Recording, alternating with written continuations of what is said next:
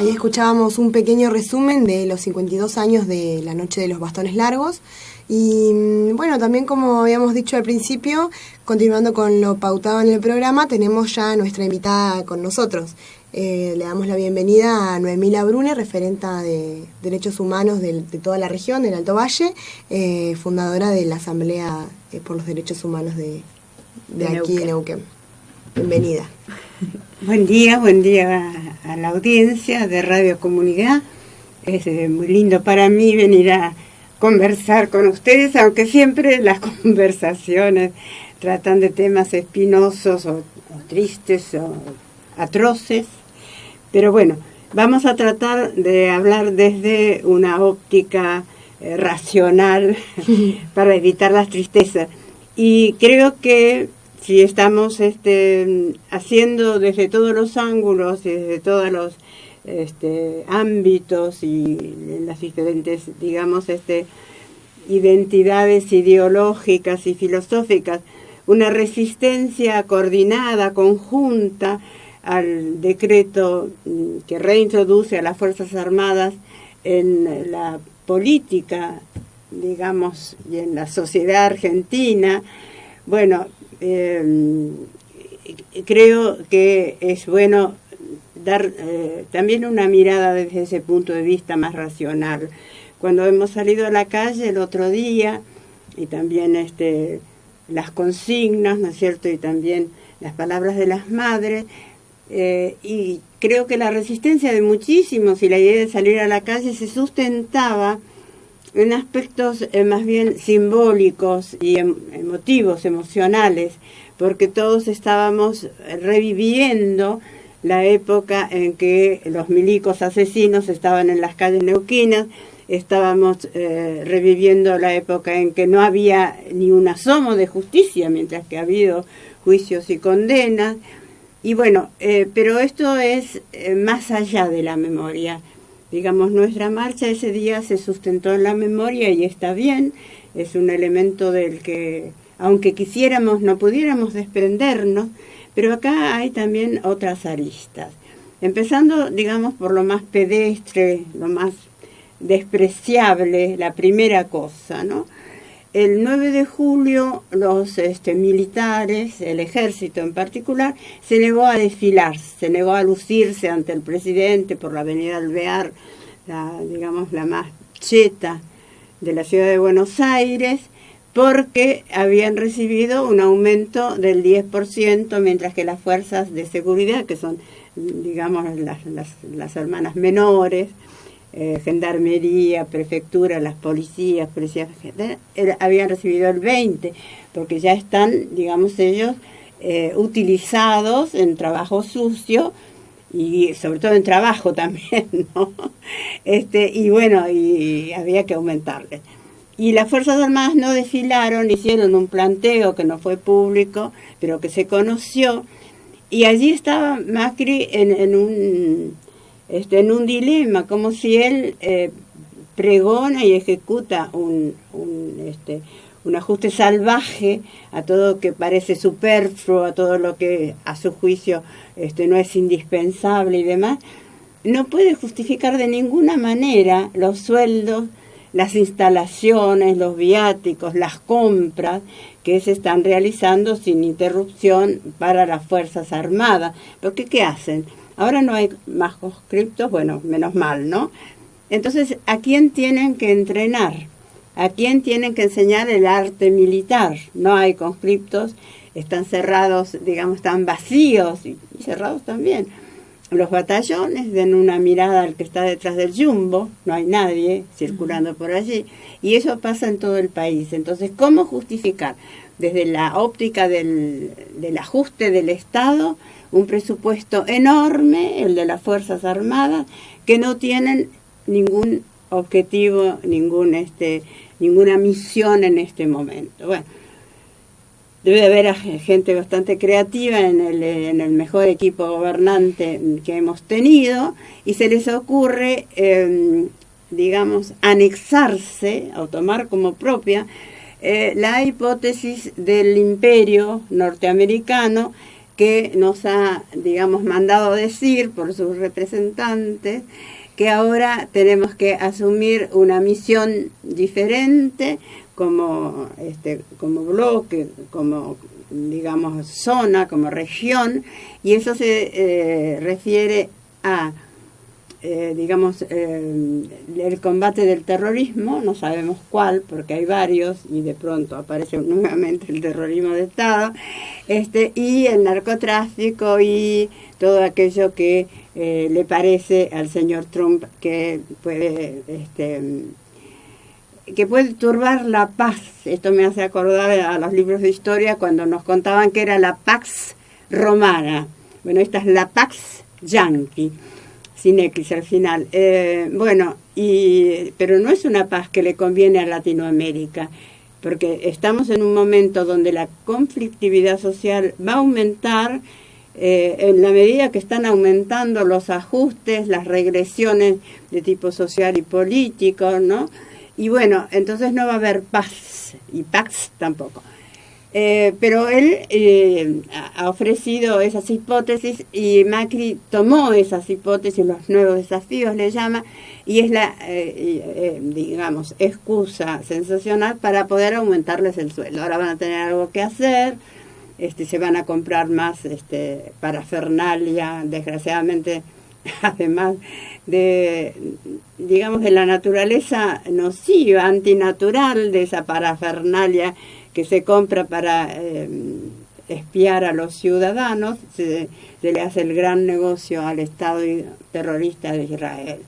Bueno, y encontró esa salida y modifica un decreto.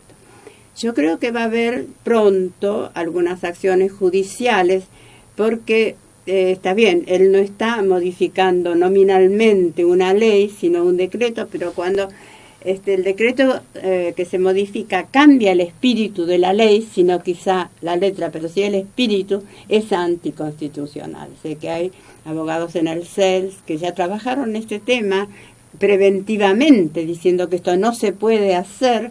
Están trabajando ahora para las acciones judiciales, también el doctor Barcesa. Bueno, esto va a venir en la brevedad, pero mientras tanto nosotros, ¿con qué sustento nos estamos oponiendo a esto? Sin entrar en esos vericuetos procesales que, bueno, no dominamos porque no es nuestra profesión. Bueno, desde ya en la memoria, no queremos, digamos, fuerzas armadas interviniendo en la política nacional, porque quien sale a la calle a reprimir está también sentando una posición y está dirigiendo. Las fuerzas armadas, de alguna manera, con muy pocos intervalos, dirigieron la política de nuestra patria durante todo el siglo XX. Numerosos putsch militares, conatos, amenazas, los tanques que salen a la calle y, bueno, 2 periodos muy importantes de usurpación durante años y años del gobierno del Poder Ejecutivo, la anulación del Parlamento, etcétera. Ellos dirigieron y cuando, digamos, había alguna resistencia, salían a la calle a bastoñar, salían a la calle a secuestrar y luego asesinar, etcétera. Ya está. A eso no queremos volver y está muy bien sustentarlo en la memoria.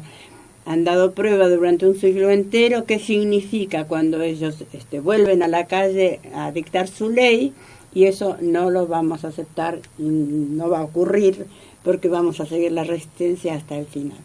Pero hay otros aspectos de tipo geopolítico que tienen que ver con la actualidad, que se perfilan ahora claramente como amenazas que tenemos también que evitar, y de eso es lo que yo quisiera hablar esta mañana. Adelante. No sé, mandamos la señal y después continuamos. Dale, para no tener que cortar. Bueno, vamos a escuchar la señal entonces y después seguimos con la entrevista en vivo a Noemí Labrune. Bueno, entonces ya estamos de vuelta luego de la señal de aquí de nuestra radio comunidad Enrique Angelelli. Vamos a continuar entonces con la entrevista en vivo a Noemí Labrune, referente y fundadora de la APDH, la Asamblea por los Derechos Humanos de Neuquén.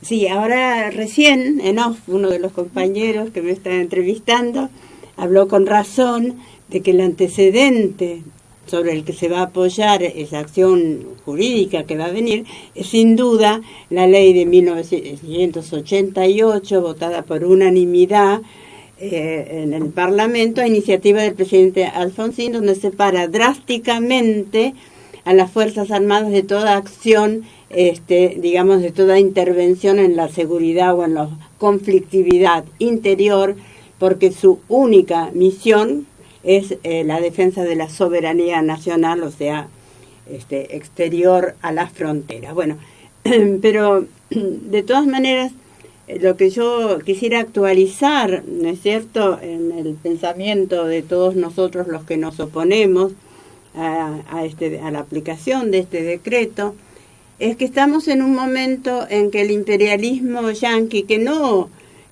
nunca cesó de existir y de influir, ¿no es cierto?, en su patio trasero, o sea, Latinoamérica, está en ese momento, así como nosotros en Argentina está regresando en un momento de reacción enorme, también en Brasil, bueno, en Chile hace tiempo, digamos, el pensamiento progresista, el pensamiento social, una forma de socialismo adaptada a cada país, por ejemplo Ecuador, ahora que está siendo atacada, ¿no es cierto?, por las fuerzas reaccionarias de cada país, hay que darse cuenta que es el imperio norteamericano el que está articulando esos impulsos reaccionarios, el que está dando letra y armas y dinero, ¿no es cierto?, a las intervenciones reaccionarias, y cuando es necesario, que ya pasó en Chile, cuando es necesario,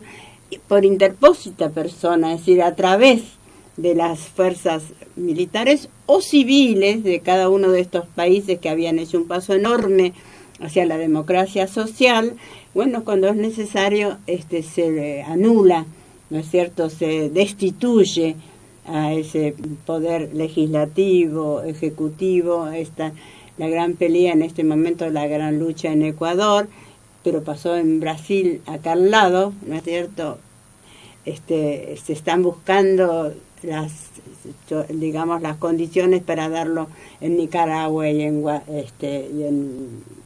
Venezuela.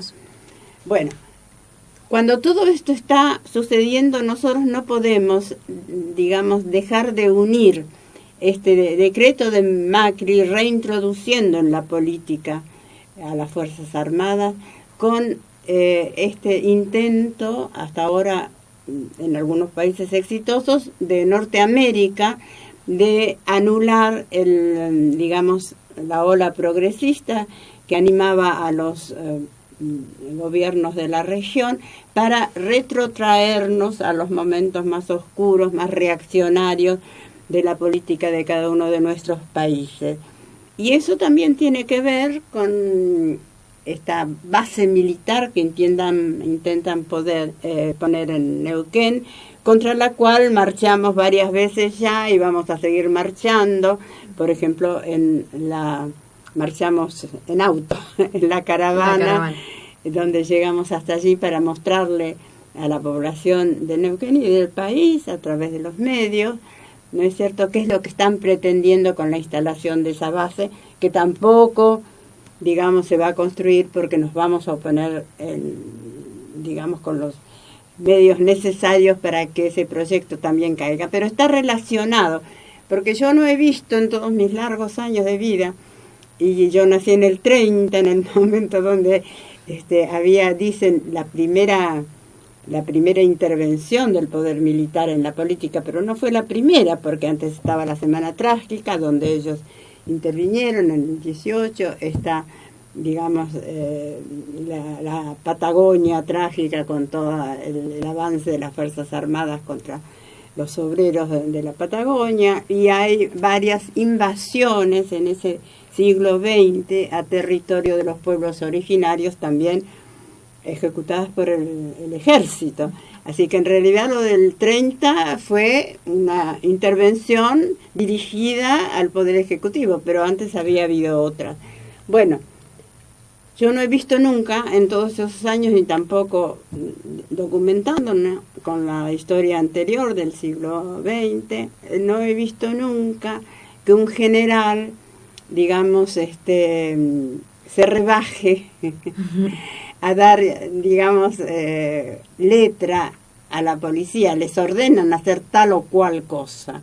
Y entonces, digamos, la conexión entre el Pentágono y la estrategia norteamericana para dominar, para domar las fuerzas sociales en Latinoamérica, era muy difícil que se diera, ¿no es cierto?, desde el Pentágono a un jefe de policía, un comisario y demás. Y ahora tienen un interlocutor, tal como hacían antes cuando nuestro país asistía a la reunión de los ejércitos americanos. Allí reciben la letra, el verso, digamos, los instrumentos, a veces un poco de dinero, para ser ellos quienes dirigen esa estrategia de dominación.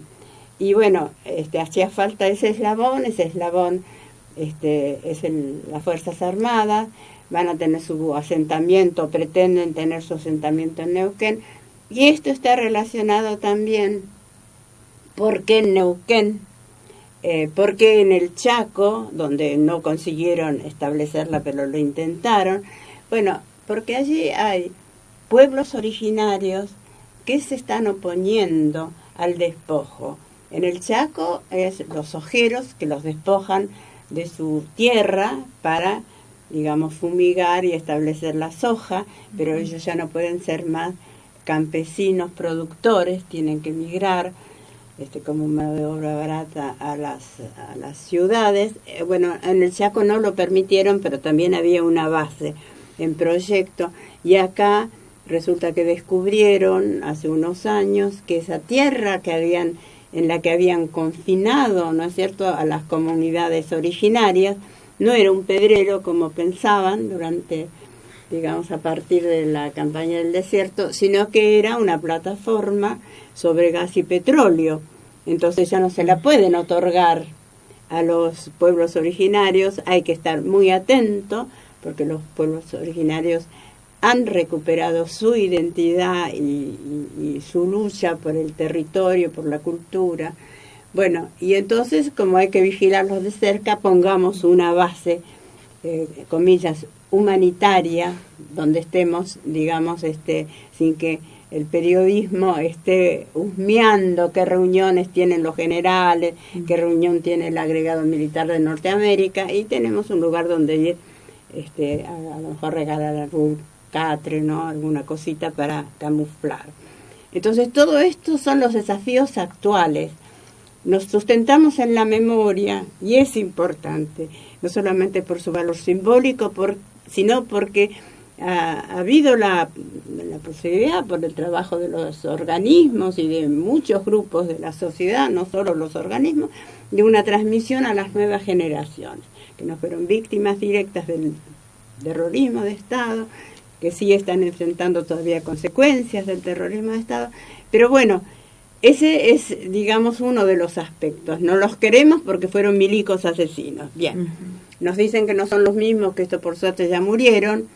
La institución de nuestras Fuerzas Armadas es una institución que no vaciló nunca, ¿no es cierto?, en asesinar al disidente, en anular al disidente, en usurpar el lugar de los civiles, de la sociedad civil. No queremos más poder militar allí suelto, ¿no?, por las calles. Bueno, pero ese es un aspecto. El otro aspecto es que el poder militar de ahora, esa institución que es diferente, tal como ocurre en otros países de Latinoamérica, está aliada con el imperialismo yanqui, que está en un momento de apogeo, en un momento de expansión. Entonces, no queremos, ¿no es cierto?, que hay que relegarlos a los cuarteles, hay que recortarles ajustarles allí sí lo más posible el presupuesto, no en la parte productiva que ya ajustaron las fábricas que tenían, bueno, ya no existen porque era competencia para los privados, y bueno, ahora hay que ajustarlos, que haya como, digamos, una muestra histórica, algo de museo puede haber, porque tampoco ellos hasta ahora han trabajado en una hipótesis de defensa de la soberanía eficaz, porque si no estarían cuestionando al imperio norteamericano, que es en este momento, después vendrá China, no sé, pero en este momento es el único factor que está amenazando nuestra soberanía. Así que la Asamblea por los Derechos Humanos se opone a este decreto, pero se opone no solamente porque los milicos fueron asesinos y pueden volver a hacerlo, sino porque hay, digamos, desafíos actuales que tienen que ver con la injerencia de Norteamérica en la vida democrática de Latinoamérica. Así es. Bueno, y también quizás un aspecto bastante importante de los que rescatabas era esta avanzada sobre Latinoamérica, o sea, no solamente en particular sobre nuestro país, sino como entender que es un golpe hacia todo el movimiento de Latinoamérica. Y bueno, creo que uno de los mejores ejemplos es el de Brasil, cuando destituyeron a Dilma y asumió Temer, y como que se buscan esas vías más y anulan o intentan anular a Lula, ¿no? Así es, claro, y se buscan justamente esos mecanismos que le den legitimidad o institucional, o ya no es la fuerza directa, sino como que se intenta hacer a través de... Para que no se note. Claro, para que no se note. Pero bueno, tenemos memoria y lo notamos. Así es. Bueno, por ahí también otra de las preguntas que queríamos hacer, sí, referida un poco más a la memoria y con motivo de esto que hablábamos antes de la entrevista, que escuchábamos más bien antes de la entrevista, que es los 52 años de la Noche de los Bastones Largos. Queríamos también saber cuál es tu opinión. Año 1966, Así es. ¿Cierto? El 18 de julio. Bueno, ese día yo estaba en la vereda de la calle Perú 222, está la Facultad de Ciencias Exactas. Y era una facultad, no todas habían, digamos, en ese momento como ahora, estaban regidas por los consejos colegiados, ¿no es cierto? Y bueno, era particularmente progresista el trabajo que se estaba haciendo en la Facultad de Ciencias para, digamos, construir una ciencia al servicio de las necesidades del pueblo, no ya esa ciencia exquisita, académica, digamos reaccionaria, sino esa ciencia que pueda ser aplicada en políticas públicas para beneficio y desarrollo del pueblo. Y eso es lo que se trabajaba en la Facultad de Ciencias Exactas, y con muy buen olfato, estudiantes y graduados, y profesores, por supuesto, se dieron cuenta enseguida que el golpe de Onganía, que había sucedido un mes antes, era un golpe que iba a atacar todo intento de democratizar el poder económico, que de última es la ciencia aplicada y dirigida por políticas públicas, es una limitación, ¿no es cierto?, del aspecto capitalista del desarrollo de la ciencia. Realmente no es importante solamente que haya una ciencia, digamos, avanzada, sino que importante es cómo se aplica esa ciencia y para qué y por qué, ¿no? Hay un dicho de la Edad Media de un personaje muy simpático, Pantagruel, que era así gordito y comilón, pero que tenía conciencia filosófica y social, y decía: ciencia sin conciencia es solamente la ruina para la humanidad. Él decía para el hombre, pero bueno, vamos a ponerlo en términos modernos. Bien. Y la gente de Exacta se dio cuenta de eso, y también de otras facultades. En ese momento había una reunión de Consejo Superior en la calle Viamonte, en el rectorado, y estaba tomada la facultad de Exactas. Yo estaba en la vereda de Exactas porque Cristian Labrune estaba, como ingeniero, estaba dentro de la facultad porque era un conglomerado, estaban juntas la Facultad de Ciencias, la Facultad de Ingeniería también. Y bueno, sí, entró la policía a los bastonazos, y bueno, empezó en ese momento la persecución a todas las universidades del país. Hubo muertos, bueno, digamos, elegidos. No fue el terrorismo de Estado, digamos, de 10 años después, pero hubo muertos en la resistencia, los que hacían la resistencia, y eso abarcó todas las universidades del país. Recordamos la Noche de los Bastones en particular, porque bueno, fue en Buenos Aires, y porque esa imagen de estudiantes y profesores saliendo con las manos en alto, bajo la bastoñada de la Policía Federal, que estaba dirigida a partir del golpe de Onganía un mes antes por un general, Velázquez. Bueno, esa es una imagen que dio vuelta al mundo, y bueno, y estaban chorreando sangre, ¿no? En particular, como siempre hay, digamos, hay perseguidos más notorios, o a los que se les da más importancia, y justamente bastoñaron en la cabeza a un viejito que era realmente una notabilidad en matemáticas, un profesor norteamericano justamente, que estaba haciendo una misión científica en ciencias exactas, bueno, y salió chorreando sangre directo al hospital, ¿no es cierto? Y esa fue la imagen que a Onganía no le importó exportar, ¿no es cierto?, al mundo democrático, a las Naciones Unidas, a la OEA, donde sea, porque ellos estaban seguros, vinieron para estar 100 años en el poder, decían, ¿no es cierto?, y dar vuelta absolutamente todas las instituciones democráticas. Duraron 10 años, no, en realidad duraron 8 años, ¿no es cierto?, hasta el 73, hasta el 76, sí. Hasta el 73, 7 años, y no pudieron establecer ese imperio militar que querían hacer de la Argentina, pero ese momento fue atroz. Y es bueno que lo recordemos, porque fue el ensayo general de lo que sería después la revolución o el golpe de Estado del 76. Y estas ideas que por ahí, o sea, que hablabas de que se pensaba mucho en las cuestiones de políticas públicas y más esto de ayudar, digamos, a la sociedad que rodea y que también sostiene la universidad pública, sí. También eran como ideales que se puede decir que venían desde la Reforma, claro, que habían sido también, 50 años antes, claro, un poco menos, pero... Que tuvieron la virtud, digamos, esa generación del 66, ¿no?, de todo, digamos, la década 56 a 66, de actualizarla. Porque la Reforma fue un movimiento muy importante, pero tenía su edad.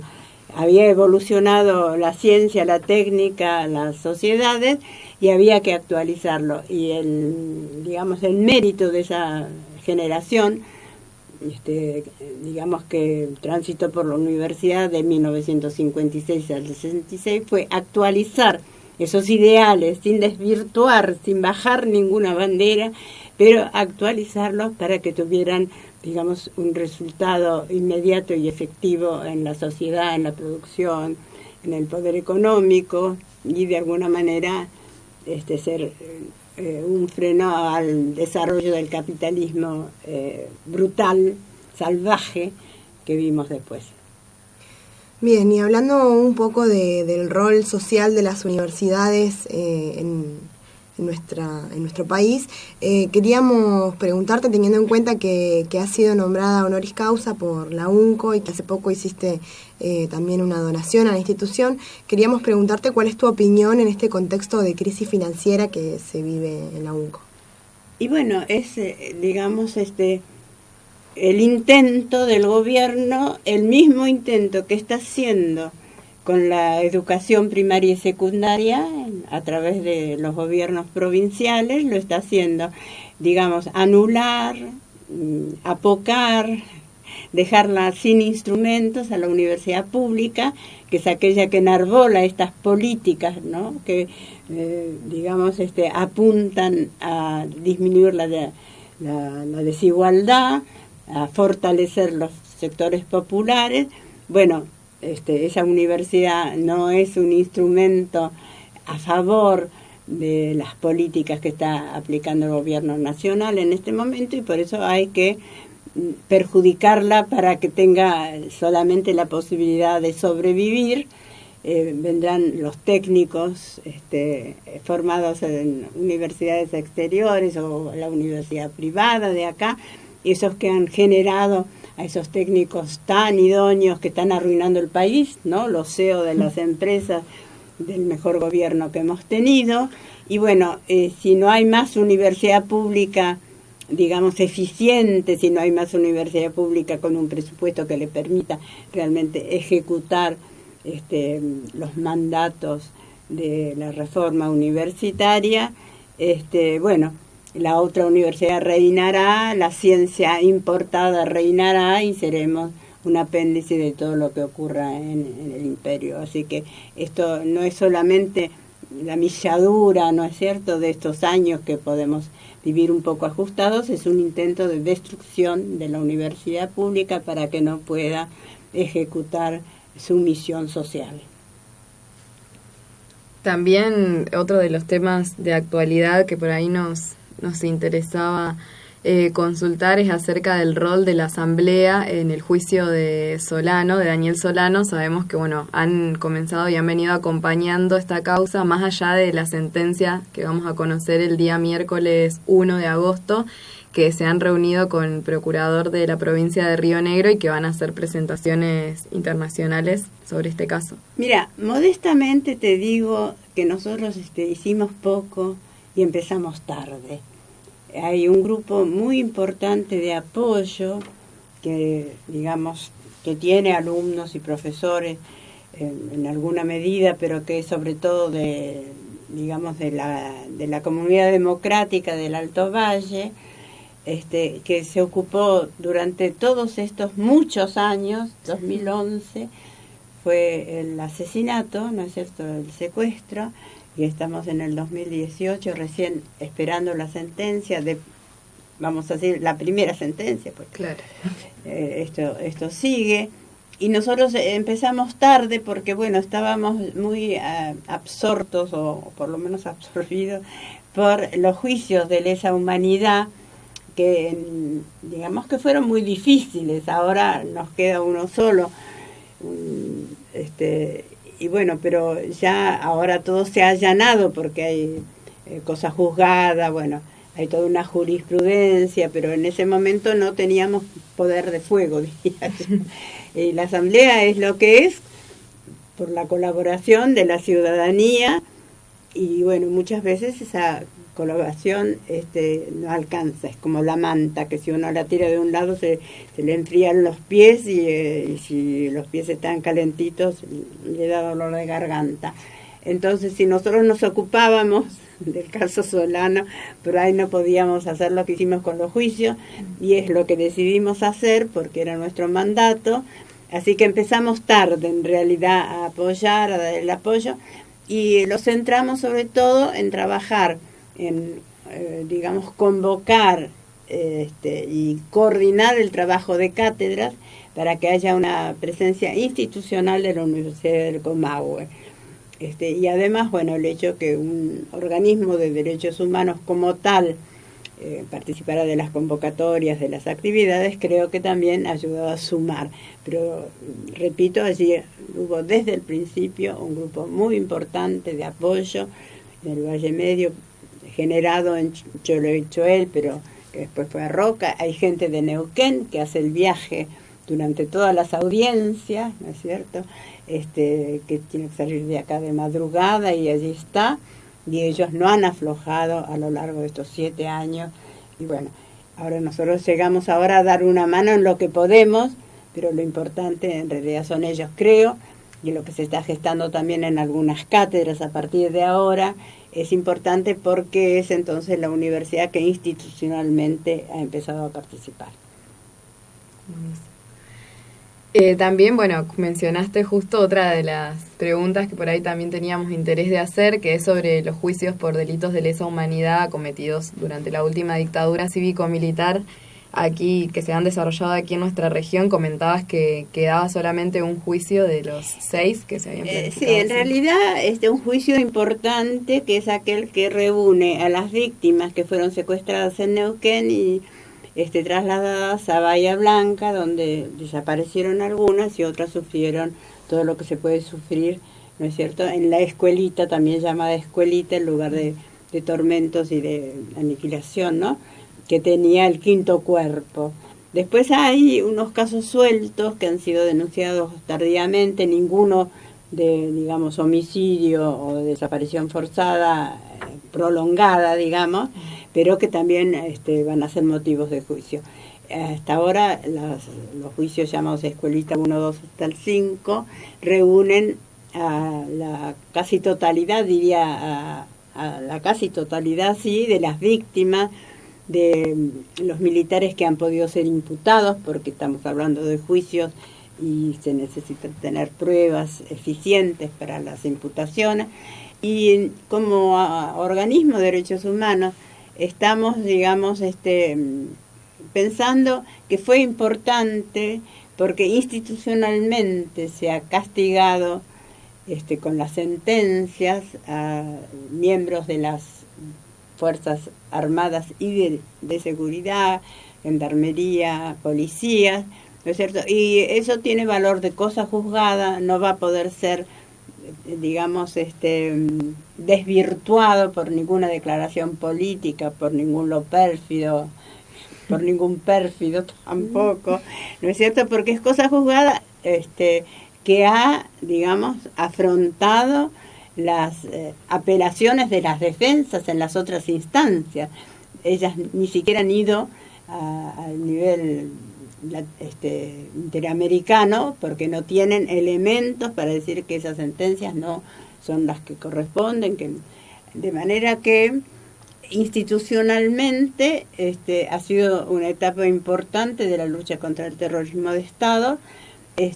No solamente podemos decir nunca más, sino que podemos decir nunca más porque esto fue un delito de esta y esta y esta u otra manera, y un delito de lesa humanidad. Esto está demostrado, ¿no? Bueno, yo sé que en la sociedad hay, supongo que este razonamiento que yo expongo acá es aceptado, pero también hay como una desilusión porque los viejitos están en su casa en vez de estar en cárcel común. Bueno, cuando son muy, muy viejitos, sean militares o no sean militares, hay una ley que dice que si no pueden resistir por su situación física, ¿no es cierto?, la situación carcelaria, pueden tener, digamos, detención domiciliaria. Pero eso no quiere decir que estén libres, eso no quiere decir que la sentencia no fue de muchos años. Pero un organismo de derechos humanos no puede ir contra una ley ni contra el espíritu de una ley que es garantista. Lo importante es darse cuenta que los organismos de derechos humanos y la sociedad toda y la comunidad democrática dentro de esa sociedad, que no son todos, perdimos una batalla muy importante que fue la batalla de las leyes de impunidad. Esa batalla la perdimos, ustedes son muy jóvenes, nada que ver, no tienen culpa, pero nosotros sí tenemos culpa porque no supimos bajar esas leyes a tiempo. En ese momento, estos militares que ahora son viejitos, pobrecitos en su casa, pero que tienen que pedir permiso para ir al pedicuro, por ejemplo, no pueden ir cuando se les da la gana. Bueno, esos viejitos estaban en la flor de la edad, en la flor de su carrera militar. Imaginen si hubiéramos podido, sin esas leyes, hacer estos juicios que significaban, es la condena la misma, ¿no es cierto?, de un militar, coronel, de 40 y pico años, ¿no es cierto?, que tenía que pasar entonces 20 años en la cárcel o 25 perpetua, lo que fuera, que no podía llegar a ser general, que para cobrar la jubilación no lo podía hacer directamente. Bueno, que se terminó todos los beneficios y todo el prestigio que tenía la clase militar y los marinos en otras zonas, en otras jurisdicciones, y los aviadores en provincia de Buenos Aires. bueno, la pérdida del prestigio, que de alguna manera subterráneamente, pese a las leyes, ya no era lo mismo, pero tener las condenas, siendo un militar en ejercicio, no un retirado, no un viejito, bueno, hubiera sido importantísimo, y esa batalla la perdimos en ese momento, a partir del año 1987, que estas leyes fueron firmes, ¿no es cierto? Nosotros, que seguimos con la resistencia, no encontramos la forma de hacer caer estas leyes. Y allí se perdió. Y bueno, eso hay que reconocer en las luchas sociales, cuando uno gana, cuando uno pierde una batalla, y ver cómo puede ganar el resto, ¿no es cierto? En ese sentido, leamos un poco el librito rojo de Ho Chi Minh, por ejemplo, ¿no es cierto?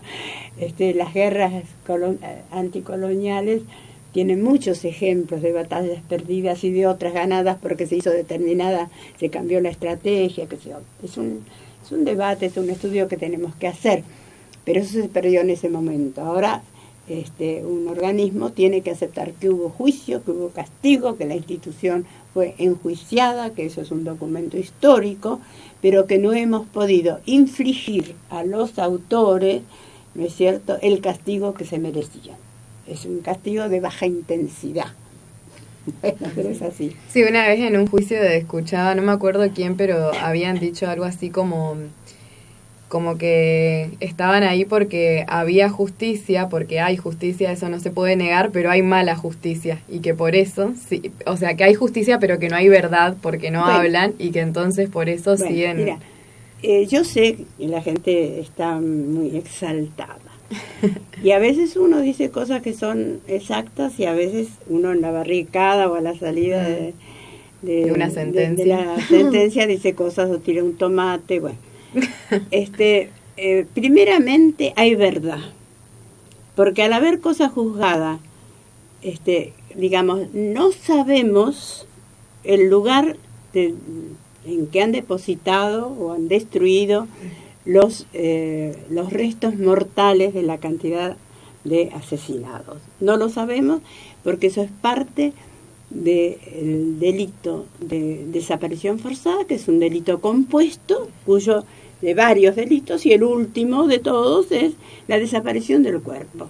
Entonces, no es que no se sabe, porque no se sabe que lo han destruido, que no va a aparecer nunca, porque ellos son los, digamos, se ha demostrado que son los culpables de ese delito, y ese delito comporta la desaparición, ¿no? Y así como nosotros estamos contentos de que el ejército como institución, la marina y demás hayan sido condenados con valor de cosa juzgada, ellos, viejitos, que se quejan, estarán muy contentos porque su venganza, su victoria, así como hemos tenido nosotros una derrota, su victoria es haber mantenido, ¿no es cierto?, vigente un delito que siguen cometiendo. Ellos siguen cometiendo con sus víctimas el delito de desaparición forzada porque no han dado a conocer dónde están los restos mortales. Y esto es así.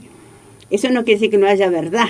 Claro. Porque una cosa es que físicamente se encuentre tal o cual resto mortal, y otra cosa es que sepamos qué han hecho. Han destruido los restos porque es parte del delito que siguen cometiendo, es un delito compuesto y continuo. Entonces, hay verdad, hay justicia, y la culpa de no haber ido más adelante no la tiene la justicia, sino la tiene las fuerzas políticas, digamos, lideradas en ese momento por el alfonsinismo, y la falta de resistencia de la sociedad civil que se dejó meter estas leyes. Ahora, que la justicia, los jueces, algunos han ayudado y otros han dificultado, también es verdad. Y determinados tribunales han dificultado, han aflojado, han puesto obstáculos o han hecho sentencias que están apeladas inconvenientes, y hay tribunales que han estado a la altura de lo que la sociedad les... Entonces no se puede hablar de la justicia. Ha habido justicia con, digamos, claros oscuros y muchos oscuros, mucha oscuridad. Pero de todas maneras ha habido su justicia, hay sentencias. Así que verdad y justicia ha habido. Memoria tenemos todo.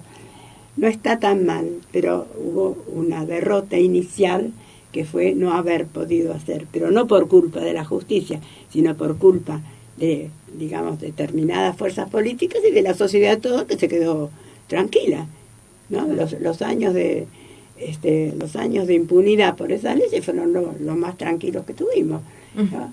Todo lo que hizo Menem, por ejemplo, y nosotros piolas en la casa mirando televisión, por favor. Sí. Bueno, Noemí, vamos a escuchar un poco de música y continuamos un ratito más si tenés tiempo.